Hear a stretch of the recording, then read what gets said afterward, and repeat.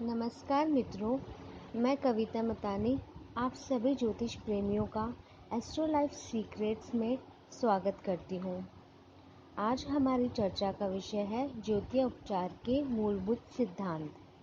चर्चा शुरू करने से पहले मेरा आप सभी से अनुरोध है कि यदि आपने हमारा channel astro life secrets subscribe नहीं किया है तो सब्सक्राइब कर लें तथा बेल आइकन दबाना न भूलें, जिससे समय समय पर उपलब्ध वीडियो की जानकारी आपको मिलती रहे। आज हमारी चर्चा का विषय है ज्योतिषीय उपचार के मूलभूत सिद्धांत। ग्रहों का पृथ्वी के सभी प्रकार के जीवों पर प्रभाव पड़ता है। जहाँ तक ग्रहों के मानव जीवन पर पड़ने वाले प्रभावों का प्रश्न है, कुछ लोग ऐसा मानते हैं कि हमारी नियति पूर्व निर्धारित है। हमारी नियति हमारे पूर्व कर्मों के फल के सिवाय और कुछ नहीं है। जब तक हम जीवन मरण के चक्र से मुक्त नहीं हो जाते, तब तक हमें अपने कर्मों का फल भोगना ही पड़ता है। महाशिव पुराण का यह स्पष्ट मत है कि महाकालेश्वर शिव, जो काल चक्र तथा भाग्य चक्र के नियंता हैं, वे भी उसके नियमों में हस्तक्षेप नहीं कर सकते तथा वह यही सुनिश्चित करते हैं कि प्रत्येक जीव अपने कर्मों का फल अवश्य भोगे। अधिकांश लोग यह भी मानते हैं कि ज्योतिष शास्त्र विभिन्न संभावनाओं का संकेत देता है तथा अशुभ संभावनाओं को निरस्त या क्षीण करने में सहायक है। वैदिक ऋषियों की यह स्पष्ट मान्यता थी कि यदि हम अपने महत्वपूर्ण कार्यों का प्रारंभ शुभ घड़ी में करें तो हमें उन कार्यों में बहुत कुछ सफलता मिल सकती है।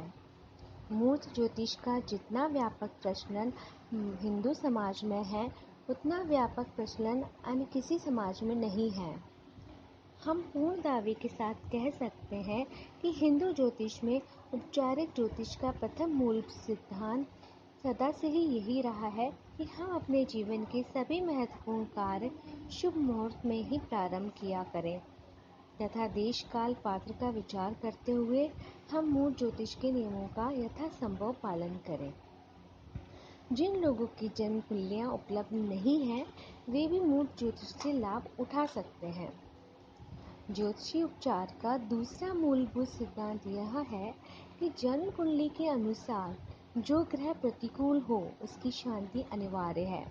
पाराशर, जैमिनी तथा वराहमिहिर जी ने अपनी रचनाओं में इसके पर्याप्त संकेत दिए हैं।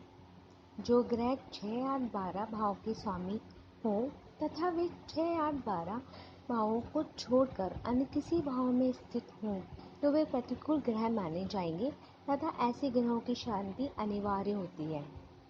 जो ग्रह शुभ भावों के स्वामी होकर पापक्रांत हो अथवा वे अस्त हों या प्रतिकूल राशि में हो अथवा 6, 8, 12 में स्थित हों तो वे शुभ प्रवृत्त होते हुए भी प्रतिकूल ग्रह के सदृश फल दे सकते हैं, अतः इनकी भी शांति अनिवार्य होगी।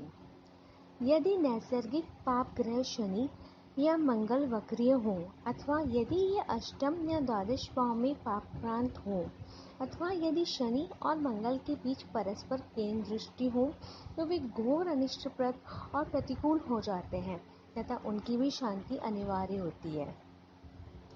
यदि राहु तथा केतु की युति नैसर्गिक शुभ ग्रह से हो तो वह शुभ ग्रह प्रतिकूल फल देता है। राहु या केतु की युति हो जाए तो शनि, मंगल, सूर्य या चंद्रमा और भी प्रतिकूल फल देते हैं तथा उनकी भी शांति अनिवार्य होती है। महर्षि पाराशर के अनुसार यदि जन्म कुंडली में महादशानाथ से अंतर्दशानाथ 6, 8, 12 में हो तो वे प्रतिकूल फल दे सकते हैं तथा उनकी भी शांति अनिवार्य होगी। परंपरागत ग्रहों की शांति विधि सभी स्टैंडर्ड पंचांगों में देखी जा सकती है, किंतु जैमिनी ऋषि द्वारा ग्रहों की शांति देवोपासना द्वारा करने पर जो बल दिया गया है, उसे ही अपनाना श्रेष्ठकर होगा।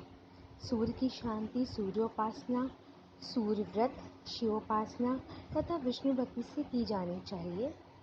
लाल वस्तु, माणिक्य आदि का दान करना चाहिए। चंद्रमा की शांति के लिए सोमवार का व्रत, शिव तथा गौरी की उपासना, श्वेत वस्तु, गौ, शंख, चंदन, मोती, दूध, दही आदि का दान, मंगल की शांति हेतु मंगल का व्रत, स्कंद दुर्गा, हनुमान जी, गायत्री आदि का पाठ करें। लाल वस्तु, लाल मूंगा, बेल, भूमि आदि का दान करें। बुध की शांति के लिए विष्णु की उपासना, हरा वस्त्र, स्वर्ण, पन्ना आदि का दान। गुरु की शांति के लिए बृहस्पति का व्रत, विष्णु की उपासना, शिव की भक्ति करें। पीत वस्त्र, हल्दी, पीला पुखराज, स्वर्ण आदि का दान करें। शुक्र की शांति के लिए गणेश, लक्ष्मी अथवा शिव दुर्गा की उपासना करें। श्वेत वस्तु, दूध, दही, गौ, श्वेत रत्न, शंख, चंदन आदि का दान करें। शनि की शांति के लिए विष्णु तथा रुद्रावतार हनुमान जी की उपासना, काली वस्तु, तिल, कंबल, नीलम, लाल रज तथा भैंस आदि का दान। राहु की शांति हेतु दुर्गा पाठ करें, काली वस्तु दान करें। केतु की शांति हेतु गणेश की उपासना करें, लोहे की वस्तु का दान करें। इस संदर्भ में यह भी ध्यान देने वाली बात है कि द्वितीयेश तथा सप्तमेश ग्रह, द्वितीयेश तथा सप्तमेश से युक्त ग्रह, द्वितीयेश तथा सप्तम भाव में स्थित ग्रहों की दशा या अंतर्दशा मार्केश होती है। यदि मार्केश की दशा या अंतर्दशा आयु खंड के शेष भाग में पड़ जाए तो वह जानलेवा भी हो सकती है। इसके पूर्व पड़ने वाली मार्केश की दशा या अंतर्दशा जानलेवा नहीं हो तो भी वह मृत्युतुल्य कष्ट देने वाली होती है अथवा यह अन्य प्रकार के अरिष्ट फल देने वाली होती है। ऐसे मारक ग्रहों की शांति भी समुचित देवोपासना द्वारा ही करनी चाहिए। मारक ग्रहों से संबंधित रत्न भूल कर धारण नहीं करने चाहिए। जैमिनी ऋषि द्वारा बताए गए देवोपासना संबंधी मार्गदर्शन का ही इस संदर्भ में अनुसरण करना चाहिए।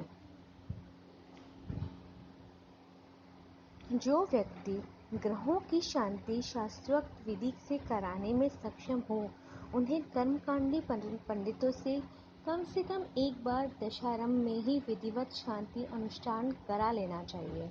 तदुपरांत देवोपासना की उपरोक्त विधि द्वारा मंत्र जाप आदि जातक के द्वारा किए जाने पर विशेष लाभ संभव है।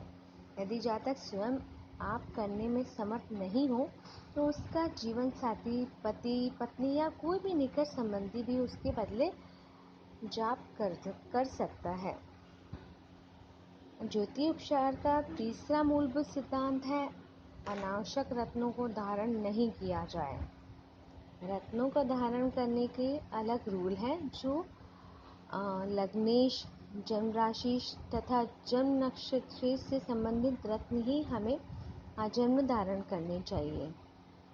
जिनका जन्म लग्न या जिनकी जन्म राशि मेष अथवा वृश्चिक हो अथवा जिनका जन्म नक्षत्र मृगशिरा, चित्रा या घनिष्ठा हो, उन्हें ही आजन्म लाल मूंगा धारण करना चाहिए। यदि लग्नेश या राशि या जन्म नक्षत्रेश पापप्रांत, अस्त, दुस्तान, वक्री तथा प्रतिकूल राशिगत हो तो उनसे संबंधित रत्न आजन्म धारण नहीं करना चाहिए। लग्नेश के अलावा लाभेश, नवमेश, पंचमेश, धनेश तथा सप्तमेश से संबंधित रत्न धारण करने से आर्थिक समृद्धि संभव है। धनेश तथा सप्तमेश मार्गिश होते हैं अतः उनके रत्न से यथासंभव परहेज करना ही चाहिए। हाँ, यदि धनेश लग्नेश भी हो अथवा वह पंचमेश भी हो अथवा वह लाभेश भी हो अथवा वह नवमेश भी हो, तभी उक्त धनेश से संबंधित रत्न धारण कर सकते हैं। लग्नेश का रत्न धारण करने से लग्नेश बली होकर रोग दूर करते हैं। पंचम भाव षष्ठ से द्वादश पड़ने पर पंचमेश का रत्न धारण करने से भी रोग दूर होते हैं। पंचमेश देवी कृपा का भी कारक होता है। मेष लग्न वाले लाल मूंगा तथा माणिक्य धारण करने पर, वृक्ष लग्न वाले हीरा या श्वेत पुखराज तथा हरा पन्ना धारण करने पर, भाग्यवर्धक रत्न का चुनाव करते समय इस बात पर भी ध्यान देना चाहिए कि भाग्य जिस राशि में है उसके स्वामी की क्या स्थिति है। यदि भाग्यकर्ता दुस्थानगत, पापप्रांत, अस्त या निर्बल हो तो उचित यही होगा कि भाग्येश के साथ ही साथ भाग्यकर्ता के रत्न को भी धारण करें। 6, 8, 12 या तृतीयेश के रत्न धारण नहीं करने चाहिए। यदि उक्त भावेश किसी शुभ भाव के भी स्वामी हों तथा वे पापक्रांत अस्थिर निर्बल हों तो वैसे ग्रहों की दशा में उसे संबंधित रत्न धारण करने से लाभ हो सकता है। उदाहरणतः मेष लग्न में नवमेश द्वादश गुरु का रत्न पीला पुखराज, लग्नेश अष्टमेश मंगल का रत्न लाल मूंगा क्रमशः गुरु तथा मंगल की दशा में धारण करने से लाभ होगा। किंतु यदि उपरोक्त 6, 8, 12 या तृतीयेश किसी शुभ भाव के स्वामी नहीं है तो उनका फल भूलकर भी धारण नहीं करना चाहिए। चिकित्सक ज्योतिष के कुछ ज्ञाता ऐसा भी मानते हैं कि सामान्यतः 6 रत्ती से अधिक वजन का रत्न धारण करना नुकसानदेह हो सकता है। उनके अनुसार केवल लाल मूंगा ही 6 रत्ती से ऊपर वजन का तथा 12 रत्ती तक व्यक्ति के वजन के अनुसार धारण कराया जा सकता है। इसके अनुसार असली माणिक्य तथा असली वैद्युत 3 रत्ती से अधिक नहीं होना चाहिए। इनके अनुसार असली नीलम 4 रत्ती से अधिक का नहीं होना चाहिए। असली हीरा आधा रत्ती का भी प्रभावशाली माना गया है। इसी प्रकार असली पन्ना 3 रत्ती का भी प्रभावशाली माना गया है। आज अपनी चर्चा को मैं यही विराम देती हूँ।